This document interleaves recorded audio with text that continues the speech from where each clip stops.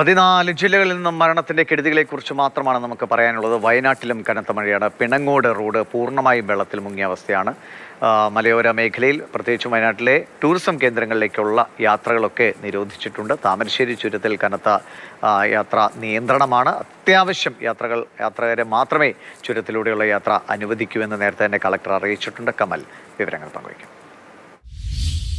വയനാട്ടിലേക്കുള്ള 3 കവാടങ്ങളുടെ ഭാഗത്താണ് ഏറ്റവും ശക്തമായി മഴ പെയ്യുന്നത്. താമരശ്ശേരി ചുരത്തിന് മുകളിൽ വൈത്തിരി, ലക്കിടി പ്രദേശങ്ങളിൽ കനത്ത മഴയാണ്. കഴിഞ്ഞ 24 മണിക്കൂറിൽ വൈത്തിരി വട്ടപ്പാറയിൽ 204 മില്ലിമീറ്റർ മഴയാണ് പെയ്തത്.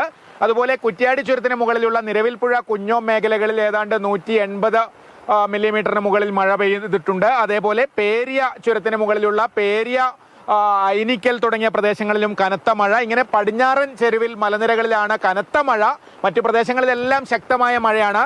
ഞാനുള്ളത് പിണങ്ങോട് അടുത്ത പുഴയ്ക്കൽ പന്നിയോറ റോഡിലാണ്. ഈ റോഡ് വെള്ളം കയറി കിടക്കുകയാണ്. ഇതിലൂടെയാണ് ആ ഒരു പോലീസ് വാഹനം പോകുന്ന ദൃശ്യം ഇപ്പോൾ കാണാമെന്ന് ഞാൻ കരുതുന്നു. ആ പോലീസ് വാഹനം കടന്നുപോയത് ഈ റോഡിലൂടെയാണ്. ഏതാണ്ട് ഹെഡ്ലൈറ്റിന് മുകളിൽ വെള്ളത്തിലൂടെയാണ് അവർ കടന്നുപോയത്. അവർക്ക് അടിയന്തരമായി അപ്പുറത്തേക്ക് പോകേണ്ടതുണ്ടായിരുന്നു. അതുകൊണ്ട് തന്നെ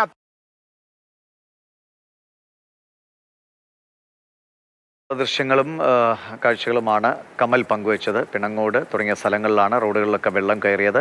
വയനാട് നമുക്കറിയാം, ടൂറിസ്റ്റുകൾ ഒരുപാട് വരുന്ന സ്ഥലമാണ്, മനോഹരമായ ഇടങ്ങൾ. പക്ഷേ യാത്ര ഈ കനത്ത മഴയുള്ള സമയത്ത് യാത്ര വളരെ അപകടകരമാണ്. അതുകൊണ്ട് അത്യാവശ്യ യാത്രകൾ മാത്രമേ ചുരം വഴിയൊക്കെ നടത്താവൂ എന്ന് വീണ്ടും ഓർമ്മിപ്പിക്കുകയാണ്.